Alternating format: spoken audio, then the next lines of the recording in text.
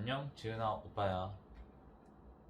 9년이라는 시간이 흘렀고, 시간이 흘러서라기보다는, 오빠가 이제 지은이를 아내로 좀 맞이하고자 해서 프로포즈를 준비했어. 준비를 했을 때는 이 정도면 그래도 좀 많이 준비했겠지라고 생각했는데, 막상 가져와서 설치하고 해보니까 많이 좀 허접해 보이는 게 있어서 미안해. 이번뿐만 아니라 조금 더 좋은 날이 있을 때 많이 좀 이벤트하고 좀 깜짝으로 많이 해줄게. 음, 오빠도 이제 결혼을 앞두고 많은 고민을 했어. 내가 과연 이 회사 사람들 아니면 회사를 위해서 이렇게 늦게까지 일하고 하는 게 맞을까? 이게 당연한 걸까? 그렇지만 이건 당연한 게 아니더라고. 내가 아무리 여기서 이 회사로 만약에 오래 다닌다고 해도 지은이만큼 오래 만날 것도 아니고 그렇다고 나의 마음을 줄 것도 아니고 나한테는 내가 평생 할 수 있는 사람은 지은이밖에 없어. 그래서 나는 지은이한테 이제부터는 조금 더 많은 시간을 할애하고 지은이가 원하는 그런 오빠가 좀 되고자 노력을 하려고 해.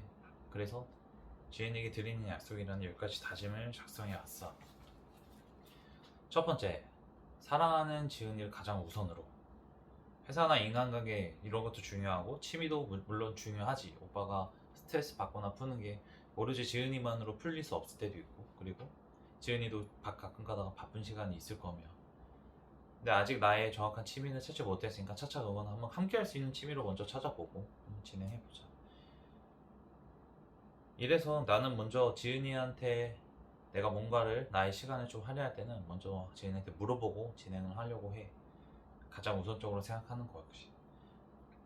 두 번째는 어떻게 해결할 수 있을까를 먼저 물어보는 거야. 지은이도 얘기했지만 오빠가 항상 이 정도도 이해 못할까라는 생각에 갇혀서 지은이한테 당연하지. 이렇게 이렇게 할 거고 대신 이렇게 해줄게 라고 얘기를 했지. 하지만 지은이한테 허락은 잘 안 구했어. 구했다고는 했지만 뭐 어쩔 수 없는 허락이었겠지. 그래서 조금 더 지은이 의견을 좀 반영하고 최대한 시간을 좀 아껴서 어떻게든 지은이랑 할 수 있는 시간을 많이 만들어 보려고 해. 그리고 주 1회 이상 마음을 확인하는 시간을 갖자. 지은이가 항상 밤마다 오빠한테 와서 오늘 하루 어땠어? 라고 장난식으로 얘기하는데 너무 귀엽지. 근데 그때 오빠는 진짜로 뭐 대충대충 대답을 했던 것 같아. 그런 때도 이제는 대충 하기보다는 서로의 좀 마음을 확인해보고 힘들었던 점이 뭐가 있었는지 아니면 어떤 걸 좀 수정했으면 아니면 좀 변했으면 하는지 그런 얘기도 좀 하고 아니면은 이럴 때 우리가 오빠가 오빠 이번 주는 어떻게 될 것 같아라 하면서 아니면 최대한 이번 주는 오빠랑 놀고 싶어 하면 그 전에 최대한 좀 맞출 수 있게 그런 식으로 서로 얘기도 하고 마음을 확인하는 시간을 가지면 좋을 것 같아요. 네 번째로는 중요한 날과 약속은 소중하게.